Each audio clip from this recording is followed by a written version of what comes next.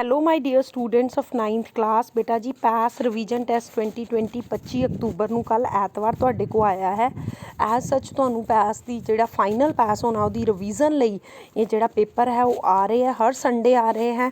ਤਾਂ ਬੇਟਾ ਜੀ ਫਾਈਨਲ ਪੇਪਰ ਵੀ ਆਉਣ ਵਾਲਾ ਹੈ। ਹੋਪ ਤੁਸੀਂ ਉਹਦੀ ਤਿਆਰੀ ਕਰ ਰਹੇ ਹੋ। ਸਭ ਤੋਂ ਪਹਿਲੇ ਕੱਲ ਐਜ਼ ਯੂਜੂਅਲ ਤੁਸੀਂ ਡਿਸਟ੍ਰਿਕਟ ਚੂਜ਼ ਕੀਤੀ, ਉਸ ਤੋਂ ਬਾਅਦ ਤੁਸੀਂ ਸਟੂਡੈਂਟ ਹੀ ਪੰਜਾਬ ਆਈਡੀ ਚੂਜ਼ ਕੀਤੀ। ਮੈਥਸ ਦੇ 5 ਕੁਐਸਚਨ ਕਰਨ ਤੋਂ ਬਾਅਦ ਜਿਹੜੇ ਅਗਲੇ ਕੁਐਸਚਨ ਤੁਸੀਂ ਕਵਰ ਕਰਨੇ ਚਾਹੇ ਉਹ ਸਾਇੰਸ ਦੇ ਹੈ, ਜਿਨ੍ਹਾਂ ਦਾ ਸੋਲਿਊਸ਼ਨ ਮੈਂ ਤੁਹਾਡੇ ਨਾਲ ਡਿਸਕਸ ਕਰਨ ਜਾ ਰਹੀ ਹਾਂ ਜੀ। ਪਾਣੀ ਦਾ 6ਵਾਂ ਕੁਐਸਚਨ ਸੀ, ਪਾਣੀ ਦਾ ਉਬਾਲ ਦਰਜਾ 100 ਡਿਗਰੀ ਸੈਲਸੀਅਸ ਹੈ, ਇਸ ਤਾਪਮਾਨ ਨੂੰ ਕੈਲਵਿਨ ਸਕੇਲ ਵਿੱਚ ਬਦਲੋ। The boiling temperature of water is 100 degree Celsius, convert this temperature into Kelvin scale. जल का उबाल अंक 100 डिग्री सैल्सीਅਸ है, इस तापमान को कैल्विन में बदलो। डियर स्टूडेंट्स ਤੁਹਾਨੂੰ मैं एक गल इत्थे क्लीयर कर देना चाहनी हाँ कि ਜਦੋਂ भी किसी कैल्विन के तापमान ਨੂੰ सैल्सीਅਸ के तापमान ਨੂੰ ਤੁਸੀਂ कैल्विन च बदलना है तो विच ਤੁਸੀਂ 273 प्लस करना है। यानी कि जे 100 डिग्री सैल्सीਅਸ है ये 273 प्लस करोगे तो ये आ जाएगा जी 373 कैल्विन। की आ जाएगा डियर स्टूडेंट्स 373 कैल्विन।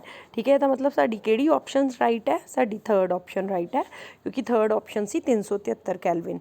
नाल दे नाल मैं तुहानूं एक गल इत्थे होर समझाना चाहनी हाँ बेटा जी, जे तुहानूं कैल्विन नूं सैल्सीअस च बदलण लई कहा गया फिर तुसीं 273 डिग्री 273 चों माइनस कर देना।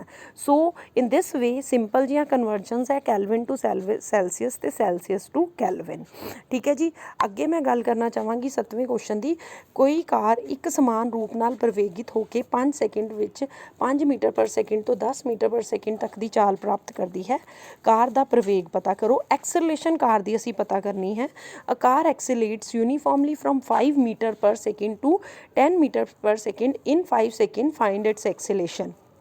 कोई कार एक समान रूप से प्रवेगित होकर 5 सेकंड में 5 मीटर पर सेकंड से 10 मीटर पर सेकंड तक की चाल प्राप्त करती है। कार का प्रवेग पता करो।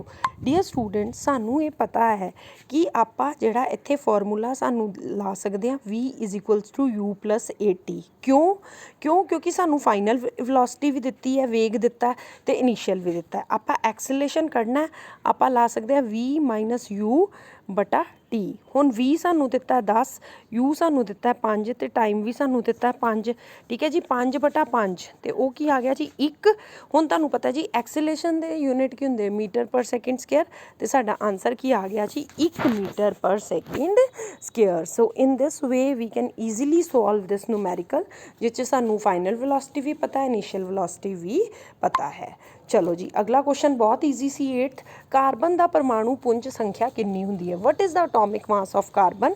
कार्बन का परमाणु द्रव्यमान क्या होता है? बेटा जी मेरी गल सुनो, कार्बन का जोड़ा एटॉमिक नंबर है वो 6 है, और जे तुसी कार्बन के मास नंबर की गल करो तो वो की हुंदा जी 12 यूनिट। ठीक है, इसदा मतलब साडी पहली नहीं, दूजी नहीं, लास्ट नहीं, तीजी ऑप्शन सही है।